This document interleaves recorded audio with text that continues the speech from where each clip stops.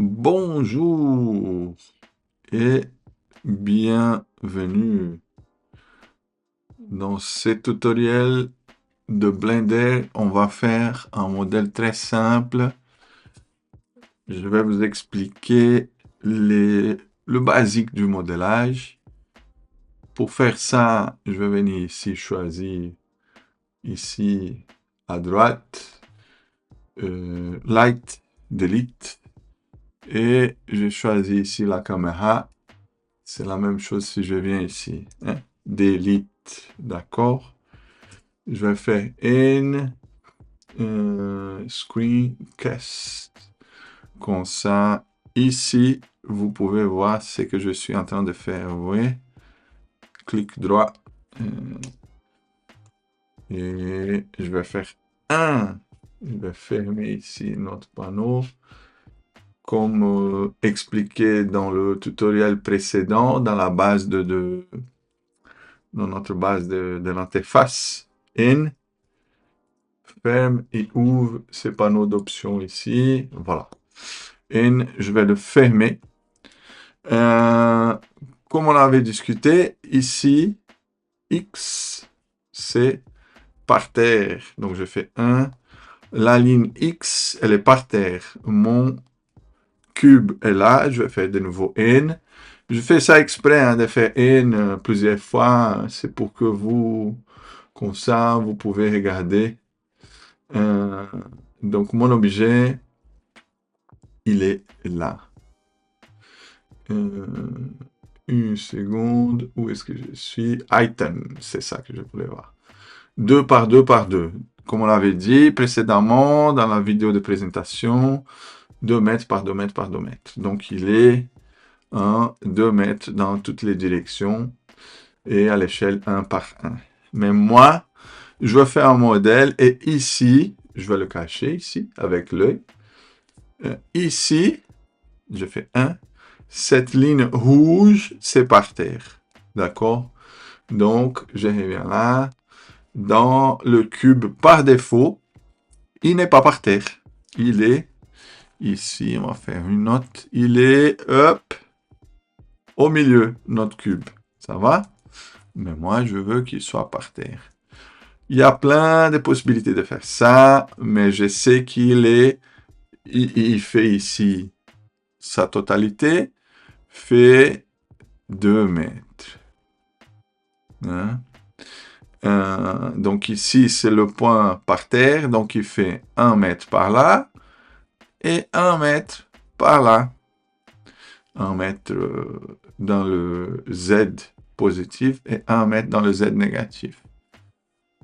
Tout ça, ça peut paraître un peu long comme explication, mais il faut comprendre ces concepts-là, sinon vous ne pouvez pas aller plus loin.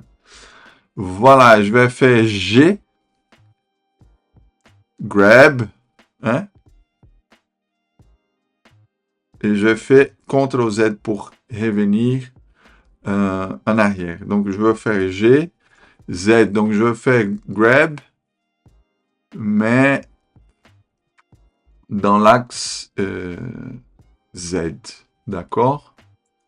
Donc, je vais faire G, Z, 1. Bomba. Il est par terre. Parce que qu'est-ce que je fais? J'ai dit GZ1 dans l'axe Z, 1, c'est positif. Hein? Je lui ai dit de bouger 1 mètre dans l'axe Z.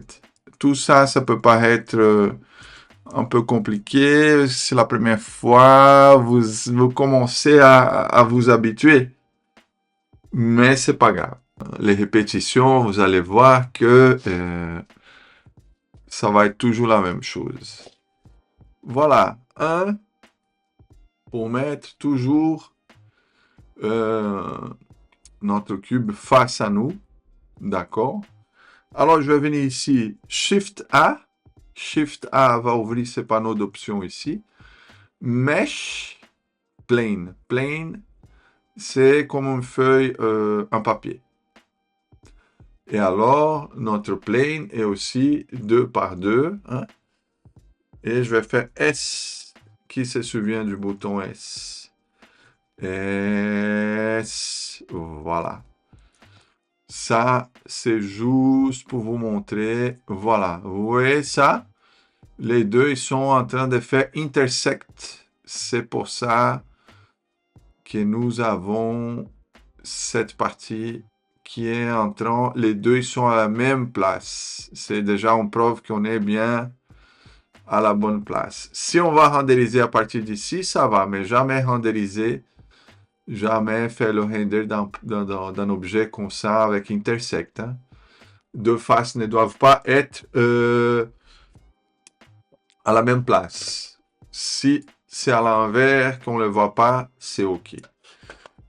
Ici, le plane, on va l'appeler floor.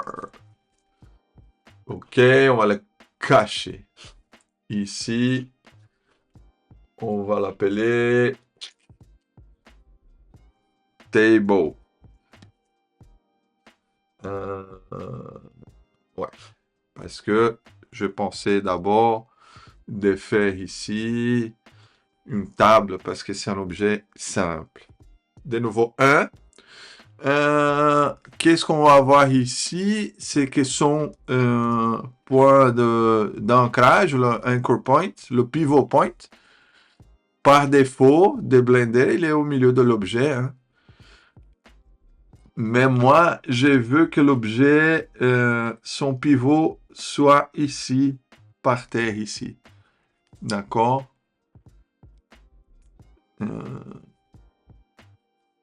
Donc, je vais revenir en arrière. Je vais venir ici. Hop. Je vais sélectionner l'objet avec... Je vais mettre sous 1. Sélectionner l'objet. Set origin. Donc, je vais juste vous montrer pratiquement qu'est-ce que ça fait. Si je fais S, il fait scaling, mais à partir du centre, parce que son pivot, il est au centre. Donc, je vais venir ici avec l'objet sélectionné. Quand l'objet est sélectionné, il devient un contour orange. Origin to 3D cursor. Bon, c'est quoi le 3D cursor? C'est monsieur-là. Hein? Ça, c'est le 3D cursor qui est ici. Et j'ai sélectionné l'objet. J'ai dit l'origine, c'est le curseur. D'accord? Maintenant, je fais S. Regardez. Il fait scaling. Mais à partir du point 0, on va dire, par terre. Ça va?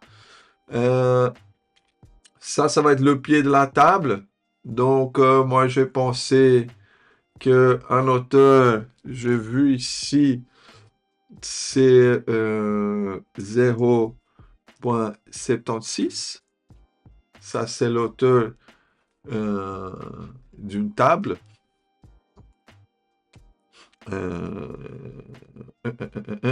Et ici, on va mettre 0,04 hein, dans l'axe X. Maintenant, je vais appuyer sur 3.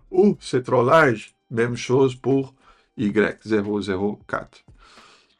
Qu'est-ce que je suis en train de dire avec ça, les gars? C'est très simple.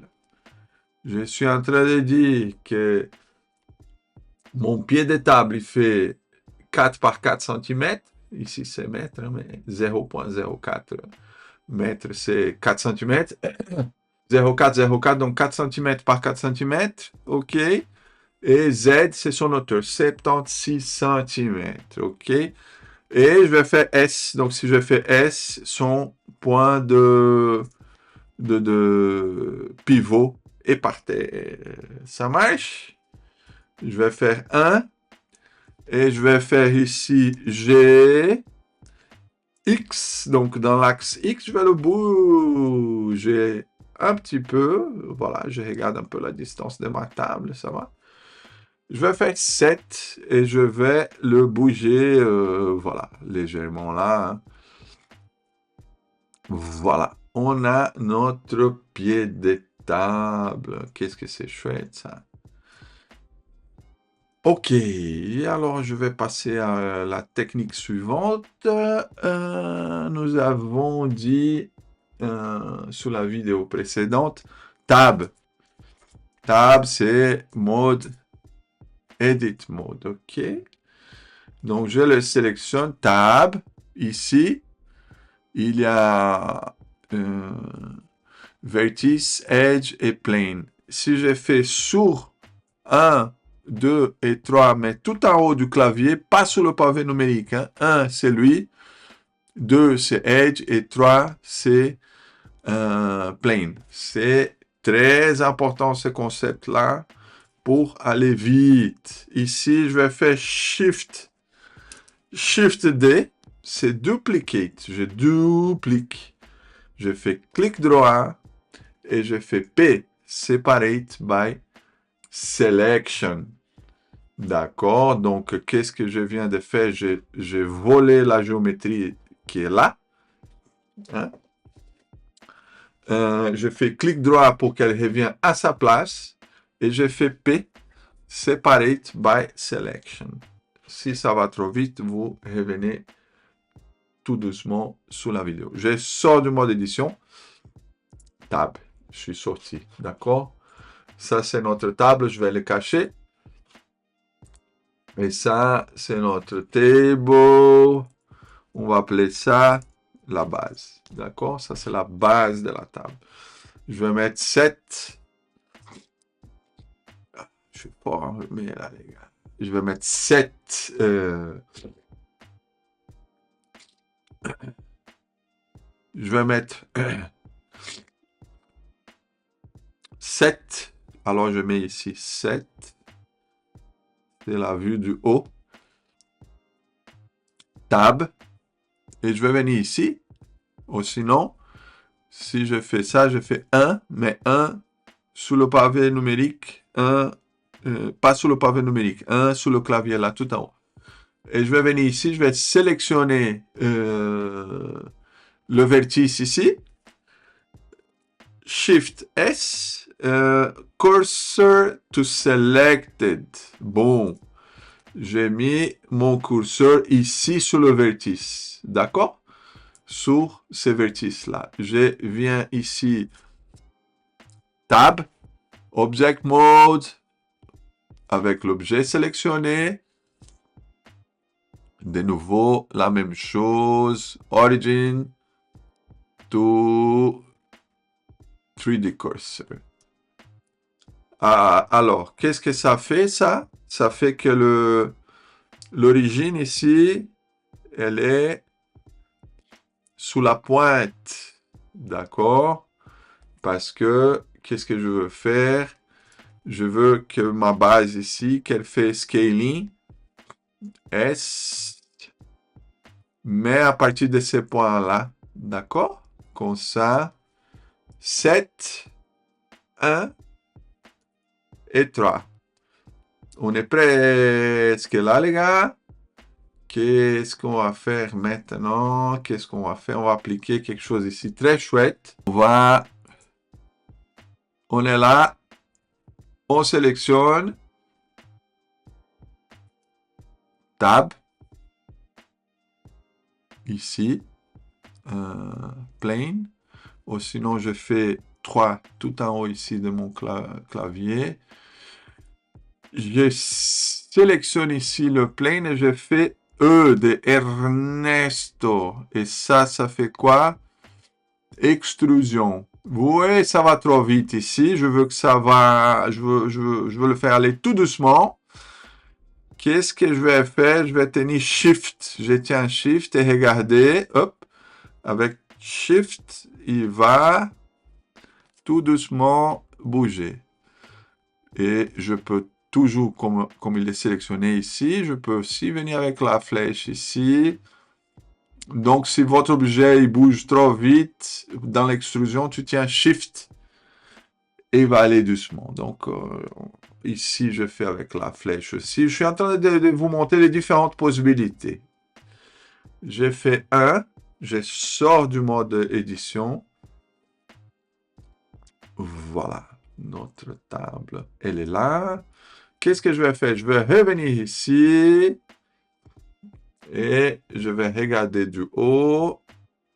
Ici, c'est la partie qui va faire miroir de l'autre côté. Et ici, c'est la partie qui va faire miroir du côté Y aussi. Mais on va voir ça tout de suite.